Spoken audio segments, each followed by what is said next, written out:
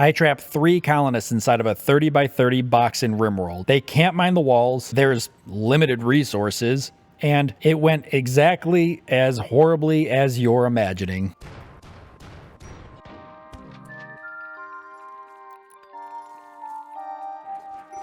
Here come our 3 colonists, Cam, Julia, and Alice. Cam handles research, medicine, and social tasks, and he's not bad in a fight either. Julia is our builder and cook, and when she's not in the kitchen or constructing, she's going to be crafting in her spare time. Alice has a great shooting skill, and when she's not defending the base, she'll be taking care of farms and any other animals we manage to tame. Their ideology? The cult of the box. A religion devoted to the Watcher, a mysterious force they believe created the box around them. The only real standouts from this is that they ban drug use and they revere the boomalo. A questionable pick for a sacred animal in such a confined space, but hey, the Watcher protects, I guess. This place is an absolute dump, so we get to work on cleaning it up. And Cam is lazy, he won't do any hauling or cleaning, so I guess we'll get a research bench up for him and start some early research. By the end of day 1, it's starting to look like a proper settlement, and on the morning of day 2, we receive our first gift from the Watcher. Every 2 days, he sends us gifts from the sky, and today's gift is some drugs. As part of our religion, we prohibit drug use. The Watcher knows this and is clearly testing our faith early on. So we've got a nice farm set up with some rice growing. We're laying out the area where I think I'm going to go ahead and put the bedrooms, and then solar panels finish, so on to batteries. After that, we get to name our faction and settlement. We'll call ourselves the Boxborn of the Box. I never said I was creative. While we're working on the bedrooms, an animal transport pod crashes in with a muffalo named Martin. I guess we'll patch him up and see if he joins us. The muffalo wool could come in handy in the wintertime. Day 5, we see our first raid. Bag Azzy from the faction Toxic Trash. She comes by herself wielding a single baseball bat. So Alice pops out and takes a few shots. Then Cam jumps in and finishes the rest. We've passed the Watcher's second test, since technically the drug delivery was pretty much the first. And then it was power time. We got the solar panel set up so that way we could get the smelter going and start smelting some of this steel slag laying all over the map to build up our steel stockpile. Finally, our first crop was coming in, so we went ahead and set up a kitchen so we could get meals going. Then a thunderstorm moved in, which I literally thought nothing of until... Oh my god. Oh my god, what is happening? So it turns out that lightning can't strike an area covered in rock. It can only strike open areas, and since my base is the largest open area on the map, it strikes inside my base. A lot. Thank God for the rain though, but I sure do hope we don't get a dry thunderstorm anytime during this run. Then the Watcher gifts us a chunk of spacecraft and hand delivers it straight into Cam's bedroom. I think I'm starting to see some of the challenges that might pop up during this run. We then make Alice our first priest, and as soon as the ceremony's done, lightning strikes. That's a bad omen if I ever saw one. It's then time for another raid. I send Alice out to try to see if I can get a couple shots off to weaken the raid ahead of time when she hits a muffalo. Yeah, that was totally all a part of my great plan. A little less than 2 weeks in, and we got the start of a proper base coming along. We've got some bedrooms, a storage area, a crafting area, and I started mapping out our future kitchen with butchering area and a freezer. We then start making some armor, which is good, because on day 14, another raid comes. 2 tribals, and I try to get some shots off with Alice's bow, but I'm not quick enough to move her, and she ends up getting hit pretty hard. We win the fight, but it costs us Alice's right shoulder. Then in the middle of the night, Julia gets malaria, but we patch her up, and the next day, Alice does a healing ritual, so she should be fine. We then get a group of 3 vagabonds, and I'm hesitant at first to accept, because sometimes these groups can actually go traitor and attack you, but the extra set of hands for work and protection were pretty hard to pass up. I then took a look at the skills, and Vance had some beastly crafting skills at level 18 crafting. So we put him straight to work on crafting our plate armor, which pays off because the first plate armor Vance makes has excellent quality. Nice. May is then just cranking out steel when fall ticks over. and I realize we haven't gotten a raid in a while, so I take a look at the wealth screen. And wouldn't you know it, a raid the next day, I swear to God. So I form everyone up. Alice starts taking some pot shots when I suddenly realize, holy crap, this guy's got a shotgun. I start pulling Alice back inside when I think, okay, this guy sucks. He hasn't hit anything. Until he fucking does, and he absolutely wrecks one of our dudes. While I'm trying to drag Alice back, our helpers, apparently furious that we let one of them die, storms off right out the same door the raiders are trying to come in through. So I figure, all right, let's see how that goes. At that exact moment, a transport pod crashes in with some random dude inside. He's bleeding, but not too bad, and his skills are decent. So I'm thinking, after this raid, maybe we can save him to make up for the help we just lost. Back to the fight, our allies clearly aren't dropping these raiders, so Alice pokes back out to soften them up. But the raider in the back, who must have temporarily forgotten he had a shotgun, suddenly remembers, and the second he sees Alice's face, he blasts her straight in the chest, and then casually executes the last of our help. So we're on our own now. The raiders start breaking down the door, and I decide that guy with the shotgun has got to go. Problem is, I can't get to him. I try pulling Cam back to lure him inside, but the raider doesn't take the bait. So I send Cam in like, all right, I got this. But then I realize I absolutely do not got this. Julia charges in next and gets knocked out. So then it all comes down to Alice and her bow. And she nails it. Cam and Julia are rough but alive. And Alice, she rushes to save them as they crawl towards the medical beds. Oh, and that guy in the transport pod that we were going to rescue? Yeah, while we were in the middle of our fight, a wolf killed him and ate him. So there's that. After we finally pick ourselves up a bit, we get a quest where they're wondering if we're willing to put up with 17 days of thunder. Yeah, no thanks. We then get a transport pod with a guy inside named Andy. He's got pretty good skills, but he won't be able to walk for 38 days. Oh well, why not? Then that timber wolf who's been wandering around the base decides to finally attack us, but we make short work of him. Alice has a mental break, but the Watchers provide by delivering fine meals for us. Another raid comes in trying to break the box, but this time I've got a couple traps set up, as well as a turret, and we've also got some armor for our crew. Oh, also, Cam was in the middle of a mental break during this fight. Neat. The raiders decided to go for the granite wall instead of the door, so we took this opportunity to throw another trap up. As soon as the raiders break the door down, I realize I never turned the turret on. Yay!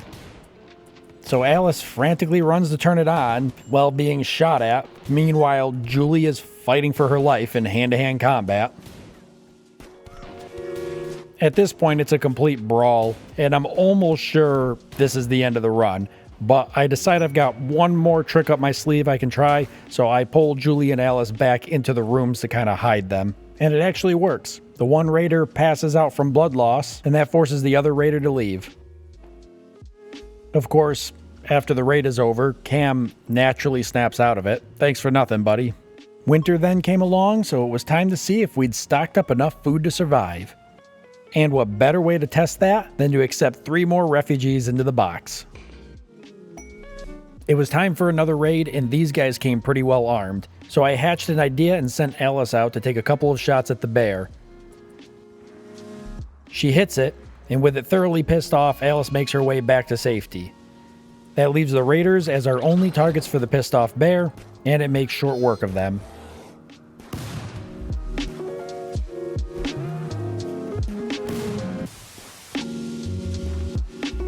Well, we weren't low on food yet. It wasn't something we couldn't ignore, so I went ahead and sent some people out to do a little bit of hunting. We also had a herd of boomalopes wander onto the map, so I figured we'd go ahead and tame some to get some chem fuel production for power. People were then getting food poisoning, so I forbid the stack I thought it was coming from. But people continued to get food poisoning, so I forbid the other stack instead. And then people still got food poisoning, and at this point, everyone had it, so I figured it was both stacks, and whatever, I allowed them both. It didn't matter now. Everyone was sick. And it didn't take long for them to start filling the fortress with all of their vomit. After the puke apocalypse is over, we managed to get a sun lamp up so we could start growing some crops in the winter. We also researched microelectronics. We then get a group of travelers and a raid at the same exact time. They crash into each other, but they don't fight. So with that, we're left to deal with the raid on our own and clean it up just fine. But one of the raiders survives, so we decide to capture him and make him a prisoner. You're trying to crawl away. Bring me that gas. After that, it's comms console time, baby. Because we're starting to hit that resource bottleneck that I knew was going to happen.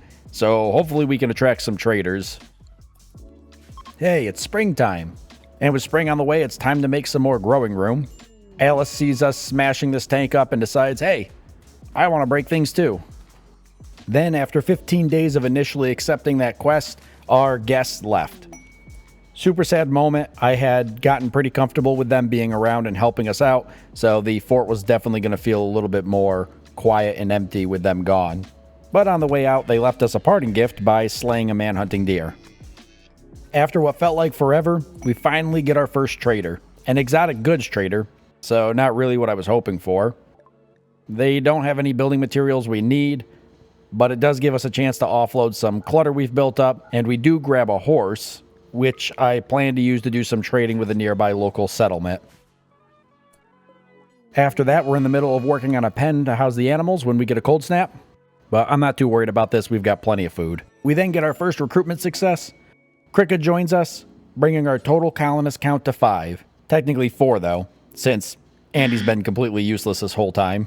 With Cricket around, things felt a bit safer at home, so it was time to send Cam out with that horse we had acquired earlier to visit a nearby settlement and see what goods they had for trade. We were especially looking to purchase any type of building materials. Then, after 38 days of feeding him, wiping his butt, and patting his head telling him everything was going to be okay, a miracle happened. Andy stood up and walked. Then Cam made it to the nearby settlement. We went ahead and traded for a little bit of building materials. We couldn't carry much, but it was better than nothing. Andy goes into a daze. Cam returns home. And then we get a raid. Andy, still in a daze, but obviously super grateful about all of the care we provided him, charges blindly into the raid with no weapons. Thanks, Andy. But with a little bit of ingenuity and some questionable shooting, we managed to clear the raiders with no issue. Then Cam and Alice get into a brawl and both level up their melee skills. Okay, neat. Then some wild people who entered the map started eating each other. This isn't important information, but I sure did think it was funny. After that, I get a quest for some Imperials to come and hang around our base. It's never bad to have a few extra hands, and they proceed to come in and land their shuttle straight on our kitchen, so we're off to a good start. Then, Andy finished a sculpture to put in the new temple we had built. And, looking at the description, I'm gonna guess that Andy doesn't like Alice very much. So we throw Andy down onto the floor and begin a conversion ritual on him, which fails, naturally. But when I go to check Andy's mood penalty, I realize his mood actually isn't too bad, because he was rivals with the wild men who entered the map earlier and were killing and eating each other. I'm starting to get this impression that there might be something wrong with Andy. So it's still getting tight. Again, we send Cam out to do a little bit more trading with our neighbors. Again. And on day 75, while Cam's still away, Cassandra decides to send the most dangerous raid we've had by far. And since we got a little bit of time, I go ahead and throw a turret up real quick just to provide that extra bit of protection. Which is good because in the morning, they proceed to break the door down and start storming our base. Unlucky for them though, they get absolutely slaughtered.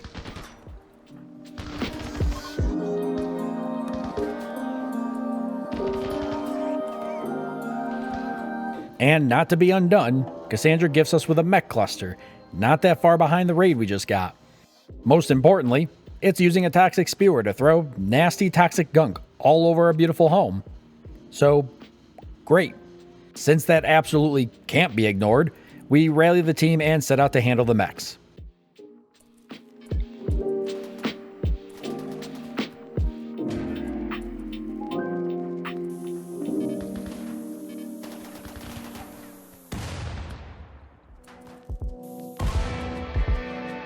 And shockingly, we clear it successfully. Hey, I'm getting pretty good at this RimWorld game. So wielding our newfound power, I decided to raid a nearby lumber camp for some wood. This also goes exceptionally well for us. And we returned back to our settlement with plenty of wood and steel.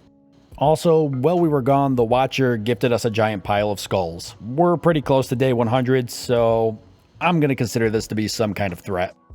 And a threat it was, because from here on out, things start to decline pretty rapidly, starting off with a raid on day 88. And not just any raid, these guys would be attacking us from 3 different directions. As the raiders broke down our doors, we huddled into the only part of the base that wasn't being attacked. Our traps we had placed dealt with the raiders to the north and the south of us. After that, we just had to deal with the raiders to the east, who proceeded to try and burn our base down. But we cleared them out too. Easy peasy, right? Wrong, because the raiders had broken all of our doors and traps, and we didn't have the resources to replace any of it. After that, a group of travelers show up, and without any doors to stop them, just walk straight into our base. So I decide enough is enough, and I send Cam back out to grab some more resources from the neighbors nearby before we get another raid. And wouldn't you know it, as soon as Cam leaves, a pack of man-hunting rats decide to visit our completely open and exposed base. So I do what I do best and hide my colonists behind the group of travelers who showed up earlier. In the crossfire, we accidentally strike a boomalope, who causes the entire pack to go manhunter, and one of them to charge our group of colonists. But we managed to survive without losing a single person. I just wish I could say the same for our group of visitors. So after it's all said and done, the base is a complete disaster, but that's alright. Cam will be back soon with some materials, and we could get back to cleaning and fixing this place up. What's this? Cam's getting ambushed. Oh, it's just one ambusher. We'll just have Cam close the gap real quick. He'll make short work. I'm getting pretty good at this RimWorld game.